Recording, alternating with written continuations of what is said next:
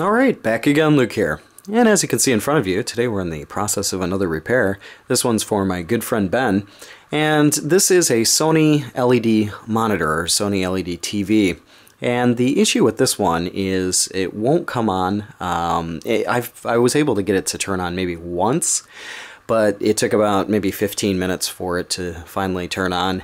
And after turning it off, and waiting maybe 5 minutes trying to turn it back on again, it took about another 20 minutes to pop back on. So we're guessing this is probably going to be a capacitor issue. Now you can see I've already started to take this thing apart and dismantle it. It's seen a lot cleaner days. It definitely has its fair share of dust and all sorts of dirtiness on the inside here, but what we're going to try and do is replace these capacitors, the ones that look a little bit iffy, and try and put this thing back together and see if we can get it to fire on without taking 10-15 minutes just to turn on. So the other thing with this one is it had a bit of a red border around the outside of the monitor, like a pink border around the outside of it. So I'm guessing that's also partly to do with the caps and the board itself. So what I'm going to do here is try and get things desoldered, and we're going to try and slap in some new caps and then pop this guy back together and see what we get. And, well, hopefully the final result will be something pretty good. But I'm going to get on that right now, and I'll be back in a little bit. Alright, so one of the things we're going to have to start off here by doing is we're going to have to remove this metal shielding here, as there are quite a few caps that are located under that, or so it appears. And then once we get that off, we'll be able to get access to all of the caps on this board here, and this is the main board for it, and hopefully be able to replace all of those quite easily. I'll have to double check and make sure that I have all of the capacitors that are needed for it, but nonetheless, we'll try and get the shield off, and then we'll go from there. But I'll see you guys in a little bit. Okay, so we've got this shielding removed here, and I've noticed right off the bat that there are a lot of capacitors here that I just don't have, a lot of these being the 22 microfarad 35 volts. I believe I have a couple of 22 microfarad 16 volt caps, but not the 35, so I'm going to have to go out and see if I can pick some up, and then once I get those I'll try and put them back in and we'll go from there. But first things first, I'm going to have to try and see what caps I do have, try and replace those, and then, yeah, I'll go and try and get the other ones when I can get a chance here. But we'll get on that, and I'll be back in a little bit. Alright, so I've gone out and gotten the caps that I need here, so the next step we're going to do is try and remove these old ones, get these new ones on there, and then put it back together and see how it goes. So I'll get on this, and I'll be back in a little bit. Alright, so as you can see here, I'm about maybe a third of the way finished with the board. I've got this section here pretty much done.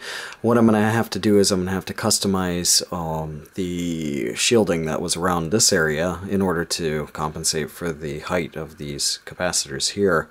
But other than that, everything should be fine. Just have a few more caps to do around this area, then we can work around the other side, and that should be the end of it. So what I'll do here is I'll try and get that finished up, and then we'll put things back together and see how it goes. I'll be back in a little bit. Alright, so we've got everything put back together here, and that took a bit of work.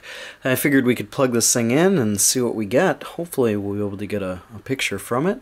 There's still quite a few caps on here that could and probably will in the near future need to be replaced, but maybe we can get this thing to turn on here. So what we'll do is we'll just plug this thing in and see what we get.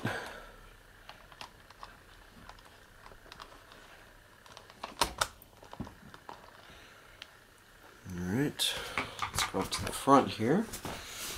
I haven't had a chance to check this. You can see it's got the red waiting light on.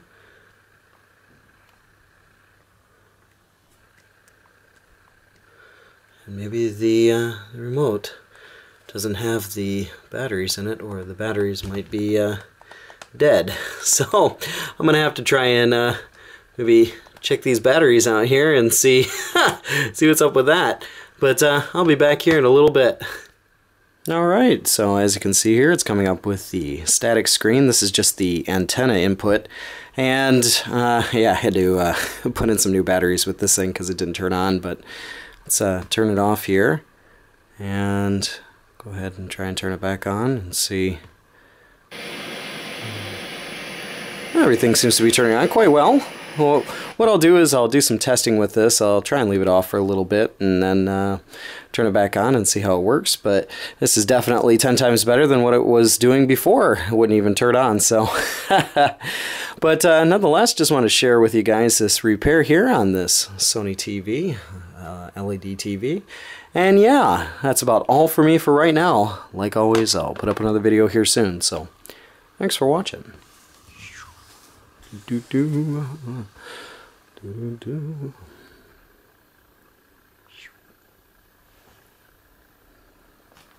TV. And I figured I'd throw this in here, just showing the monitor playing. It's got the Super Famicom hooked up to it, and it's looking pretty good. It's got a nice clear picture to it, so yeah. But thanks again for watching.